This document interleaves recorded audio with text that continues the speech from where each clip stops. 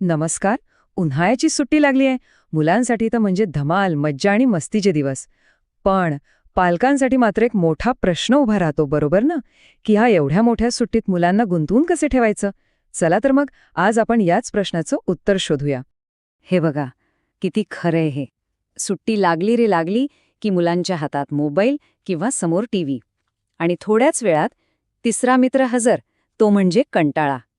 हीच तर खरी चिंता आहे सगळ्या पालकांची, की मुलं स्क्रीनसमोर किती वेळ घालवणार आणि मग कंटाळून काय करणार. पण मग करायचं काय? या मोठ्या सुट्टीत मुलांना व्यस्त, आनंदी आणि सगळ्यात महत्त्वाचं काहीतरी नवीन शिकत कसं ठेवायचं? तर हाच आहे आजचा आपला विषय. आपण काही अशा भन्नाट आयडिया बघणार आहोत, ज्यामुळे मुलं फक्त बिझी नाही राहणार, तर काहीतरी नवीन शिकतील आणि एन्जॉय सुद्धा करतील. तर मग सुट्टीची चिंता करायची सोडून देऊया. उलट या वेळेला मुलांसाठी एक अविस्मरणीय अनुभव बनवूया. ही एक संधी आहे मुलांसोबत क्वालिटी टाईम घालवण्याची, काहीतरी नवीन मजेदार गोष्टी एकत्र करण्याची. आज आपण काय काय बघणार आहोत त्याचीही एक छोटीशी झलक.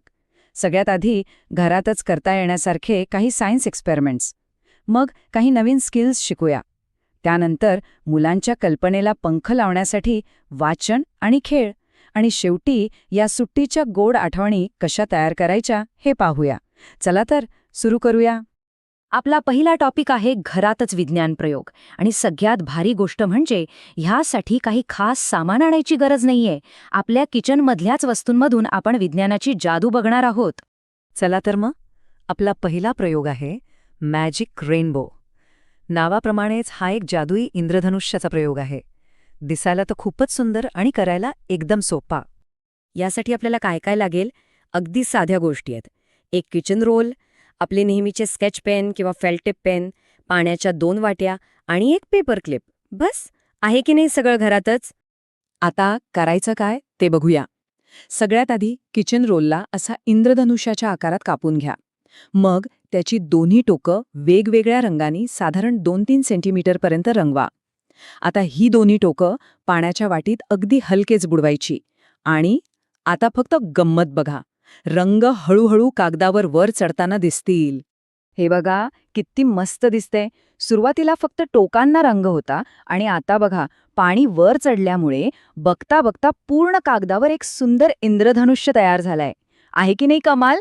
अगदी जादूच. बरं, मग ह्या जादूमागे विज्ञान काय आहे? याला म्हणतात केशा आकर्षण किंवा कॅपिलरी ॲक्शन. सोप्या भाषेत सांगायचं तर जसं झाडाची मुळं जमिनीतून पाणी शोषून ते पानांपर्यंत पोहोचवतात ना, अगदी तसंच कागदाचे बारीक बारीक धागे पाणी गुरुत्वाकर्षणाच्या विरुद्ध म्हणजे वरच्या दिशेने खेचून घेतात. आणि याचमुळे तर मुलं असं का होतं हा प्रश्न विचारायला लागतात.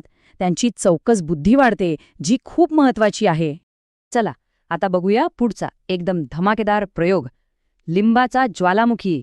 हा तर मुलांना प्रचंड आवडतो. खूप मजा येते यामध्ये. यासाठी काय हवंय? लिंबू, बेकिंग सोडा, थोडा फूड कलर आणि भांड्यांचं लिक्विड सोप. पुन्हा एकदा सगळं किचनमधलंच सामान. यामध्ये होतं काय की लिंबाचा रस म्हणजे ॲसिड आणि बेकिंग सोडा म्हणजे बेस, हे जेव्हा एकत्र येतात तेव्हा एक केमिकल रिॲक्शन होते. यातून कार्बन डायऑक्साईड वायू तयार होतो आणि त्यामुळे असा फसफसणारा फेस बाहेर येतो, अगदी खऱ्या ज्वालामुखीसारखा. ही नुसती गंमत नाहीये, तर मुलांना ॲसिड आणि बेस म्हणजे काय याची एक छोटी ओळख होते. त्यांची निरीक्षण शक्ती आणि कारण आणि परिणाम समजून घेण्याची क्षमता या दोन्ही गोष्टी वाढतात. तर हे झाले विज्ञानाचे प्रयोग. आता वळूया आपल्या दुसऱ्या भागाकडे, तो म्हणजे नवीन कौशल्य शिकणे. सुट्टी म्हणजे नवीन आणि महत्वाची लाईफ स्किल्स शिकवण्यासाठी सगळ्यात बेस्ट वेळ असतो. जरा ह्या 2 चित्रांकडे बघा. एका बाजूला आहे एक असा दिवस जिथे फक्त स्क्रीन टाईम आहे, कंटाळा आहे आणि जेवणाच्या वेळांचं काही ठिकाणं नाही. आणि दुसऱ्या बाजूला एक व्यवस्थित प्लॅन केलेला दिवस जिथे खेळायला वेळ आहे, नवीन काहीतरी शिकायला वेळ आहे, घरात थोडी मदत करायची आहे आणि गॅजेटसाठी पण एक ठरलेली वेळ आहे. फरक अगदी स्पष्ट आहे नाही का? मग मुलांना स्वावलंबी कसं बनवायचं? सुरुवात अगदी सोप्या गोष्टींपासून करू शकतो. जसं की सकाळी उठल्यावर स्वतःचा बिछाना घालणं, स्वतःचं दूध किंवा अगदी साधा नाश्ता बनवून घेणं, आपलं कपाट साफ करणं किंवा घरातील अशाच लहान सहान कामांमध्ये मदत करणं.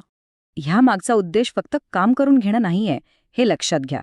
जेव्हा मुलं घरातल्या कामांमध्ये मदत करतात तेव्हा त्यांच्यात जबाबदारीची जाणीव निर्माण होते.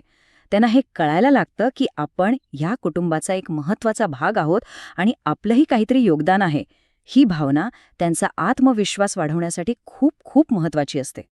चला आता बोलूया मुलांच्या कल्पनेला पंख लावण्याबद्दल.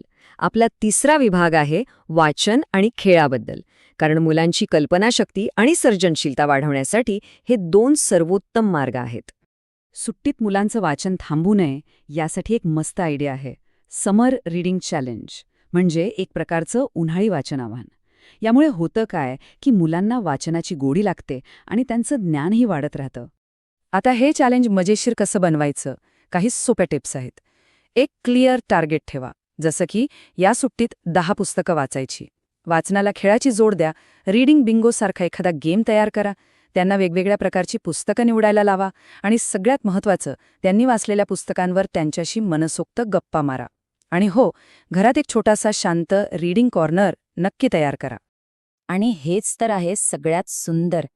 जेव्हा पालक आणि मुलं एकत्र बसून वाचतात ना, तेव्हा फक्त ज्ञानच नाही वाढत, तर कुटुंबातले नातेसंबंध सुद्धा अधिक घट्ट होतात.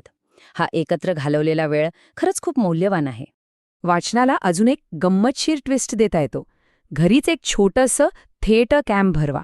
वाचलेल्या गोष्टीतल्या पात्रांचं रोल प्ले करा किंवा मग सगळे मिळून एक छोटंसं नाटक तयार करा. यातून काय होतं, मुलांमध्ये दुसऱ्यांच्या भावना समजून घेण्याची क्षमता म्हणजे एम्पथी वाढते आणि स्टेजवर येऊन बोलायचा आत्मविश्वास पण येतो. आणि आता आपण आलो आहोत आपल्या शेवटच्या पण सगळ्यात महत्त्वाच्या भागाकडे, सुट्टीची गोड आठवण. आपलं ध्येय मुलांना फक्त बिझी ठेवणं नाहीये, तर ही सुट्टी त्यांच्यासाठी कायम लक्षात राहील अशी अविस्मरणीय बनवणं आहे. खरं तर ह्या सगळ्याच्या मुळाशी एकच गोष्ट आहे, मुलांबरोबर घालवलेला वेळ. तोच सर्वात मौल्यवान आहे. मग ते विज्ञानाचे प्रयोग असोत, नवीन कौशल्य शिकणं असोत किंवा एकत्र पुस्तक वाचणं असो, या सगळ्यांमधून आपण त्यांच्यासोबत आयुष्यभरासाठी सुंदर आठवणी तयार करत असतो. तर आज आपण ज्या आयडिया बघितल्या त्यापैकी कोणती आयडिया आपल्याला सगळ्यात जास्त आवडली आणि या सुट्टीत कोणती आयडिया नक्की ट्राय करून बघणार आहात, आम्हाला कमेंट्समध्ये नक्की सांगा.